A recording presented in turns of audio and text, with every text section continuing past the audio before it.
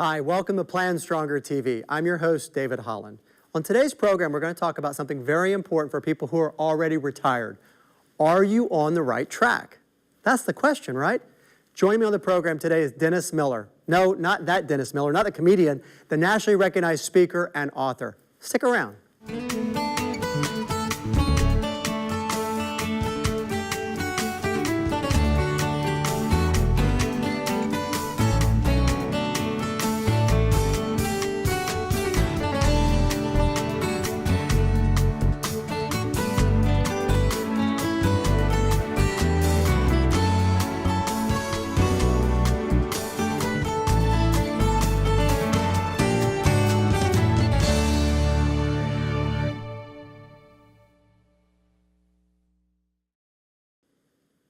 Hi, welcome back. It was Martin Luther King Jr. who said, "The time is always right to do what is right." Never has been spoken a more true statement about your finances. We live in an uncertain world, which is very uncomfortable for people who are already retired. So we need to speak to this. Uncertainties abound. Social Security, interest rates, our national debt. Gosh, the list goes on and on. All of these uncertainties create anxiety and stress. And then there is all of this information in the marketplace. Do I need to run you through the list? Radio, newspaper, magazines, websites, blogs, newsletters, and television. And a lot of it is good information, but there's so much of it, it's hard to take it all in. And then some of it is just pure propaganda. Do this, do that, don't buy this, buy that. Ugh, crazy, I know. So what do you do with all that information? How do you take that in and build a cohesive, logical plan that helps you achieve your goals for your retirement and for what you want to leave to your heirs? How do you do that? There's all these challenges that we face and we go, what do I do? I don't know where to turn. Well, some people use an advisor. Do you do it yourself or you hire the advisor? That's the first question. But then if you hire an advisor, how can you be sure they're looking out for you? How do you make sure that they're doing what you need done to meet your needs? And so with all of these questions, it's natural to go, I don't know where to start. Well, we're going to dig into this, and I've asked Dennis Miller, a nationally recognized speaker and author, to help us dig into the subject, unwind this, and talk about some of the practical aspects of how you can move forward with your finances with confidence and to be prepared for what may come down the road so that you can plan stronger.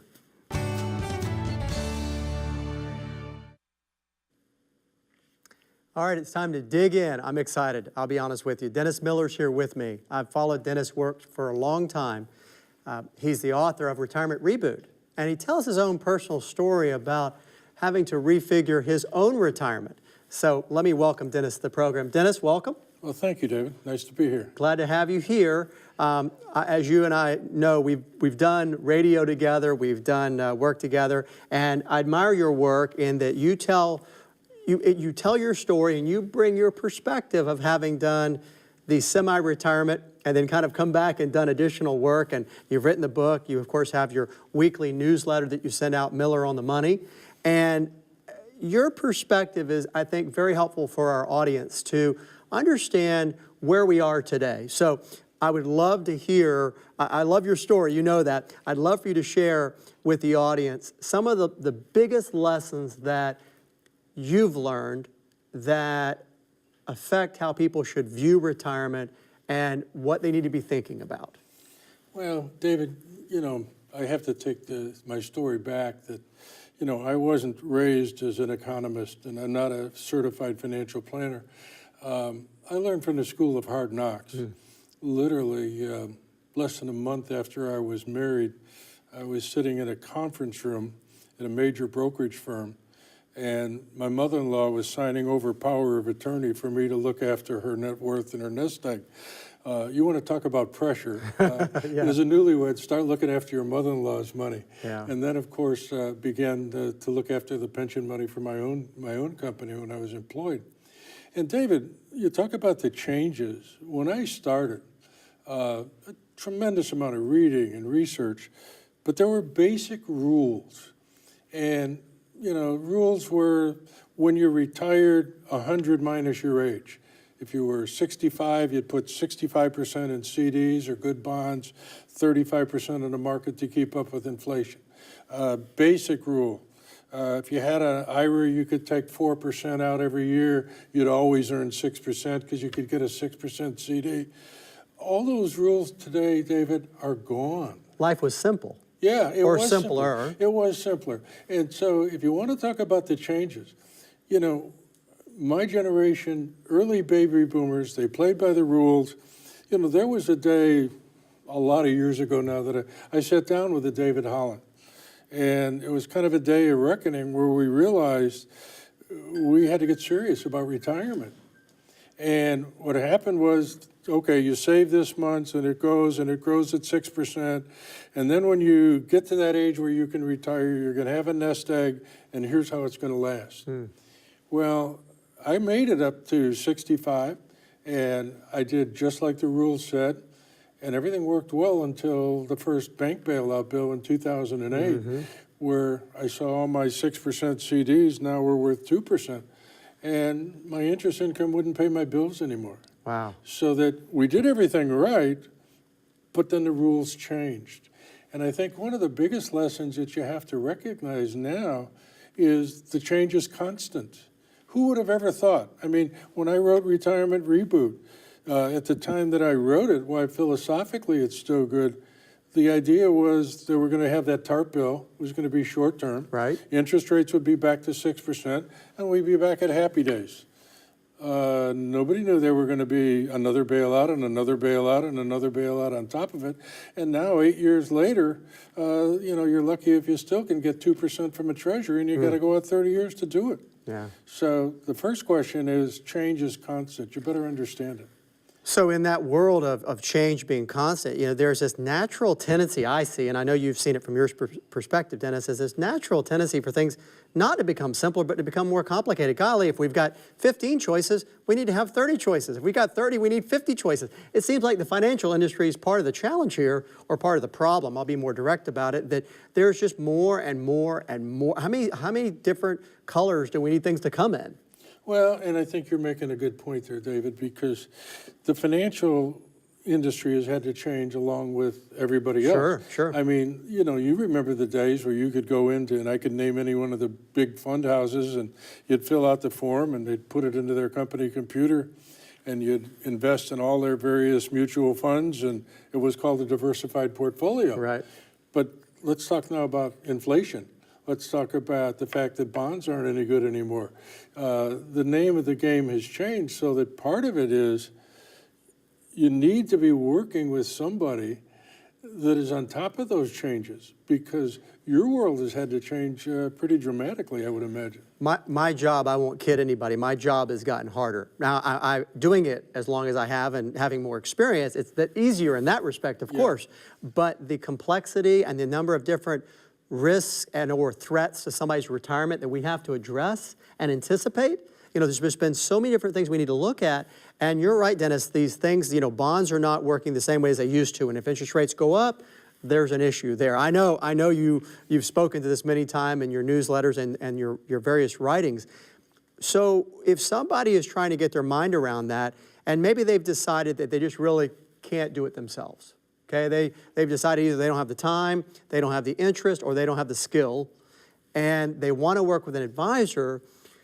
I know that's another area that you've talked a lot about. What would you say to people about working with an advisor? Can they just say, hey, here you go, here's my money, take care of it? No, absolutely not. If they do that, they're probably ending up creating a bigger problem. You know, David, I joke about it, but I started a group, we moved to Arizona recently, called the Romeo Club. Retired old men eating out, okay? Okay. And it's my peer group. And what I've seen is that a lot of my peers, when we got to that point of 65, we could live off the interest and never touch the principal. Now, with the low yield from bonds, the uncertainty of the market, now there's a lot of people that are saying, I hope I don't run out of money before I die. So understand that that's the mindset. Now, if you're worried about that, going to any individual and say, I'm going to abdicate my worries to you. I know I can trust you, and if I give you all my money, I never have to worry about it again. is beyond foolish. And that's one of the things that I've realized is that if you get help, get good help, but then you have to work with them. And, you know, sad to say at my age, but we're starting to see the Widows Club is growing. And I've got too many friends now where they say, well, yeah, we used to go to the financial planning meetings and my husband would work with the planner and I'd read a book in the back of the room. And I'm saying, no. Both spouses need to go to that planner.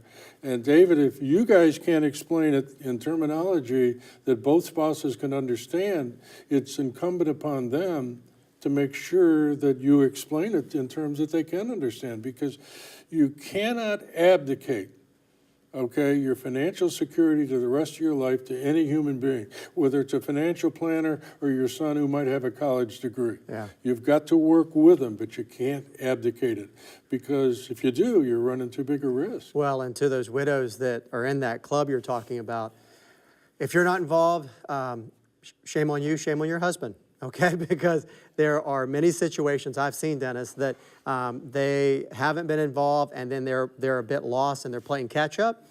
And unfortunately, there are people that will take advantage of them, and they need to be involved from the beginning. So I have a requirement when I work with couples is that they both need to be there, and no, there will be no reading a book in the back of the room. They're both involved. And I tell men who maybe aren't sure about that, I say, listen, don't forget that in many cases, the men are temporary custodians, okay? They're along for the ride. So I applaud that, Dennis, because that's a great message for people to be fully engaged, both couples. And to the point about this abdication that you talked about, you know, you can assign or give somebody else authority, but it's still your money, right? It's your responsibility ultimately. And even with a lot of planning that I do and giving people a really clear roadmap of where they're going to be, what they were going to do, really making sure they understand the plan, I still want them to monitor and tell me if they see something they don't either understand or they have questions about. And, you know, David, it's very hard to explain. You know, it's the old story about, you know, every man in the world can say, I understand childbirth, but he can't, okay?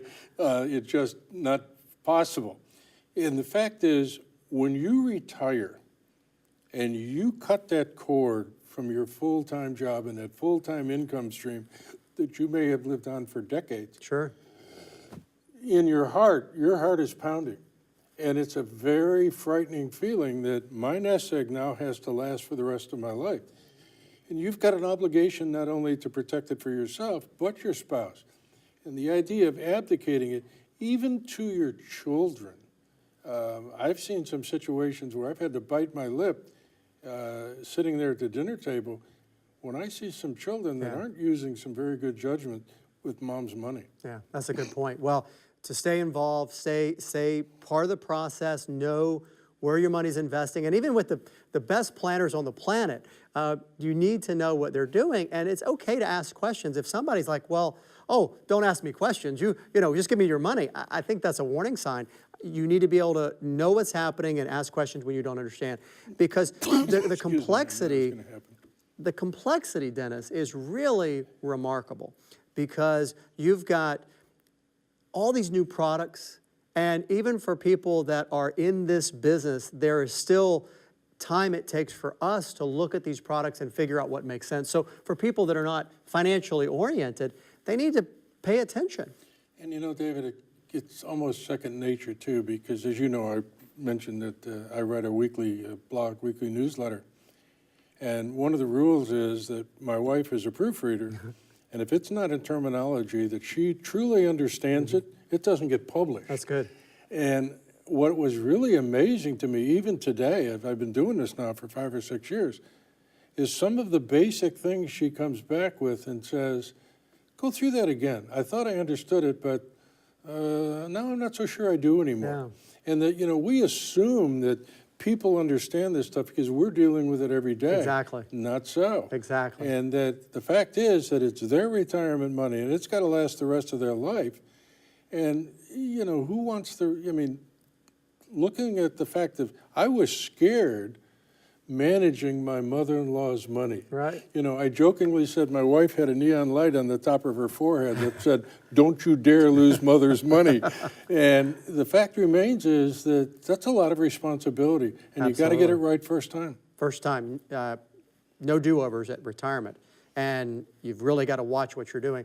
The other thing I think we need to talk about, Dennis, and just kind of hit on it, is for today's retirees, as you look forward from your vantage point and all the experience and all of what you've done, what do you say are maybe some of the big challenges that retirees need to be thinking about and preparing for, say, over the next 5 years? I think there's a lot of things that you have to deal with. The first one is Social Security. I think there's going to be major changes to Social Security, and I don't think it's going to necessarily be friendly even to those who are already retired.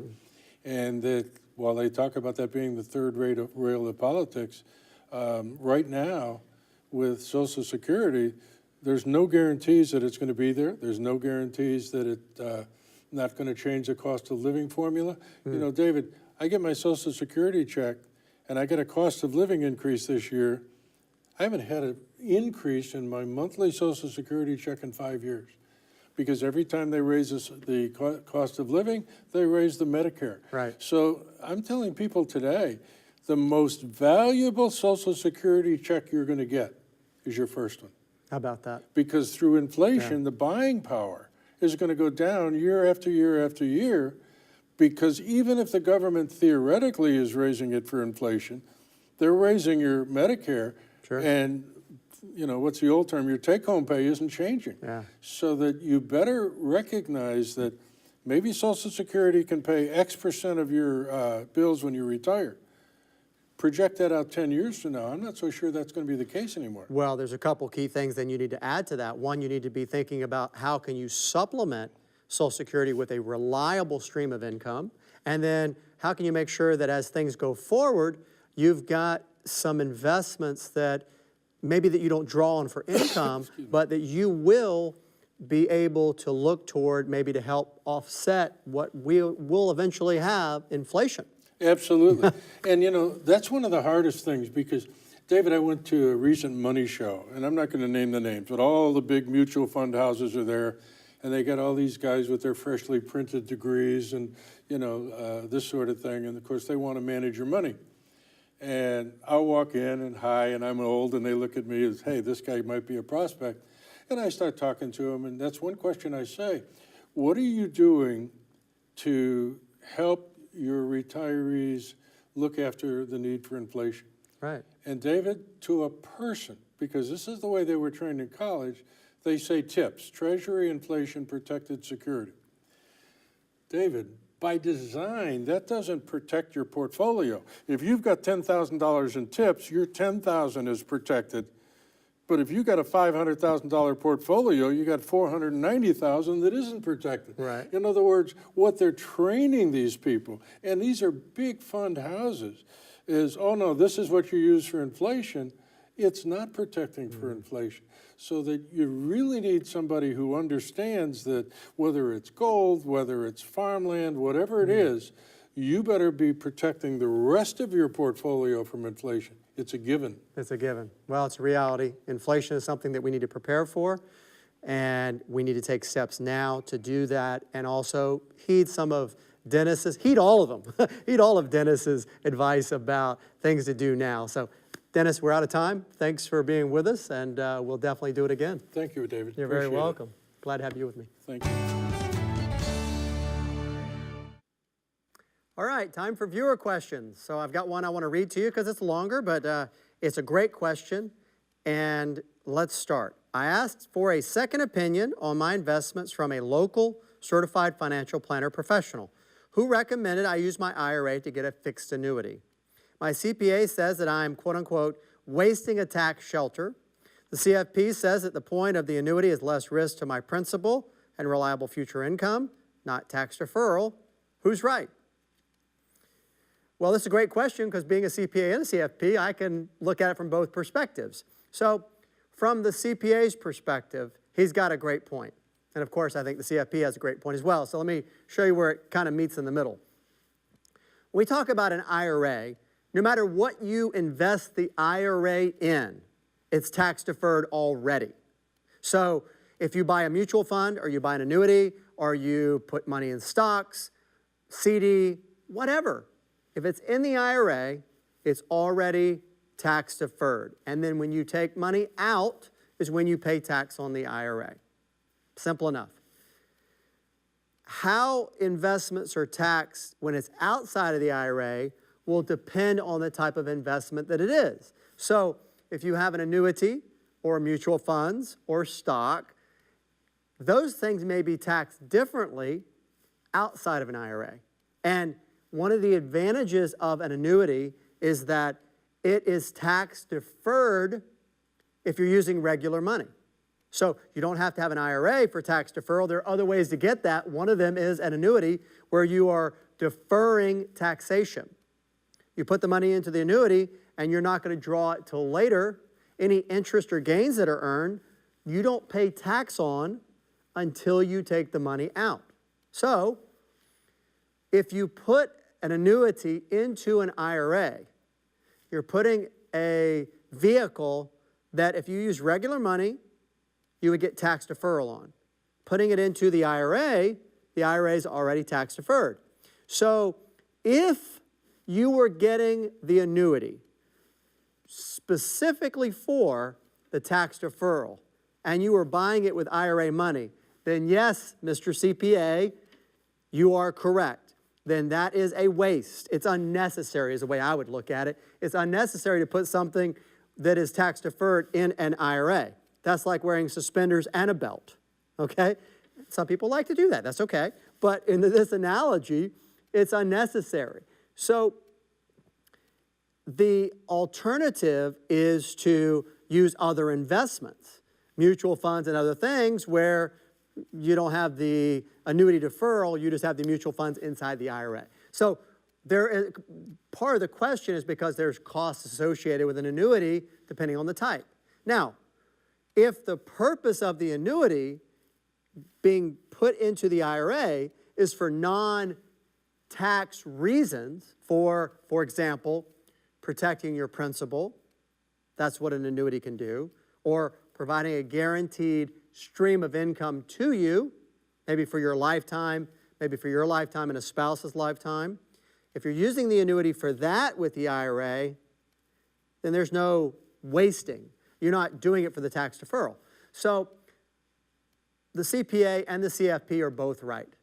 If you're using it for the right reason, there's no waste. You have to make sure that when you look at the different investments and how you do them, that they make sense in the particular situation.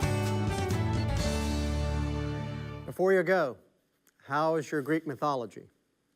Icarus and Daedalus, and you're investing.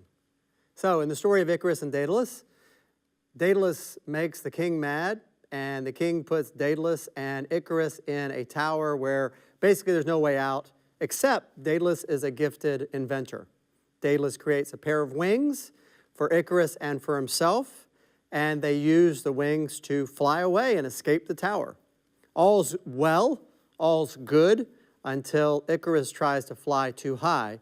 His father Daedalus had warned him against flying too high, but of course in the excitement of being able to fly, he goes too high, his wings melt, the glue melts, wings come apart, and into the sea he goes, and that's it for Icarus. So the moral of the story, the application to your investments or to your finances in general, don't fly too close to the sun. Don't take too much risk. Be more careful. Be more prudent. And that all sounds reasonable and all makes sense. But in the euphoria of a stock market that is going up and seems to be defying gravity and shows no sign of stopping, it's easy to forget the cautions of Daedalus of not flying too high. So when do you, of course, make the smart moves? When do you plan ahead? Before all that happens, right? So the key is to know that that's a risk of getting too excited. Number one, don't have all your money in the market, of course, unless you're at the very, very, very front of your working career. Be balanced, be careful, and just don't take too much risk with your portfolio. And if you do that, you'll plan stronger. If you would like more information about the topics and our guests featured in this series, please visit our website at PlanStrongerTV.com. Also, if you have a question you would like David to answer, please send it to questions@PlanStrongerTV.com.